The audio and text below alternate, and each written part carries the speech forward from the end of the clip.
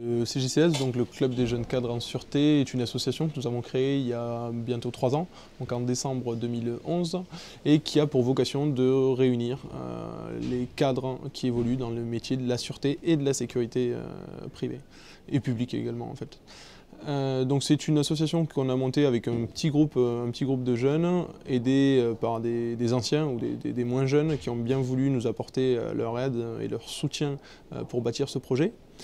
Et cette idée nous est venue en fait suite à un constat au cours duquel on s'est aperçu que dans les métiers de la sûreté et de la sécurité privée, il n'existait pas de structure pour accueillir les jeunes professionnels qui évoluaient dans ce domaine d'activité.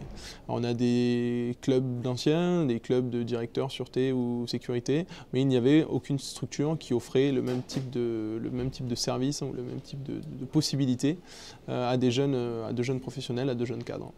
Donc fort de cela, on s'est réunis, on a monté une association, on a déposé des statuts, et puis ensuite on a commencé à créer nos premiers événements. Alors, au départ on a commencé, on était une dizaine, une vingtaine, et puis au fil des mois, au fil des événements, on a fédéré un petit peu tous ces professionnels et tous ces acteurs, et aujourd'hui on a environ une centaine de membres qui font partie du CJCS. Au niveau des objectifs, on va dire qu'on a 3 objectifs principaux.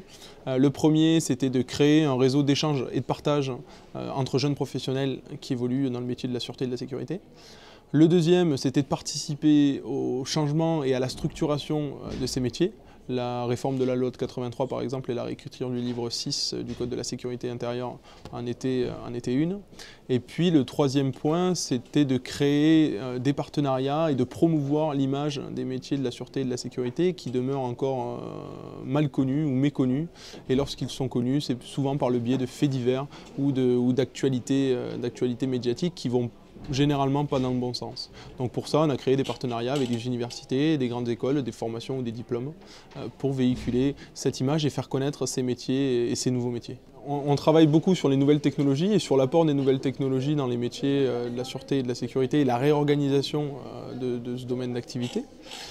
On a un membre donc, qui a été primé, qui a été récompensé au Trophée de la sécurité il y a 15 jours, donc courant du mois de septembre, pour son approche globale de la mise en sûreté d'un site. Donc c'est quelqu'un qui est risk manager, responsable prévention chez un grand nom de la logistique.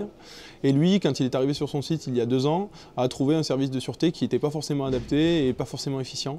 Donc il a décidé de le restructurer. D'abord il s'est attaqué à l'humain. Donc il a réorganisé son service, il a formé les agents aux missions pour lesquelles ils étaient mandatés. Dans un deuxième temps, il est venu les assister avec des technologies, donc une couverture vidéo complète sur son site, du contrôle d'accès, de la protection mécanique, la sanctuarisation de certaines zones avec des accès restreints ou réservés à certains personnels pour les zones à forte valeur ajoutée. Et puis ensuite, il a mis en place un PC dans lequel on peut exploiter, on peut analyser, étudier les informations qui sont issues de tous ces outils. Et il a formé notamment 5 opérateurs à l'exploitation des images de vidéoprotection. Et on s'aperçoit, quand on regarde ces résultats, qu'au bout de 2 ans de pratique, il a fait 2 sortes d'économies. Il a d'abord réduit son budget de fonctionnement, puisqu'il a mutualisé des effectifs, il est arrivé à mutualiser des postes en formant mieux ses agents. Et dans un deuxième temps, il est arrivé à réduire la démarque inconnue, donc les vols et bien souvent des vols d'origine interne, pour arriver à une démarque inconnue qui a baissé au final de pratiquement 70%.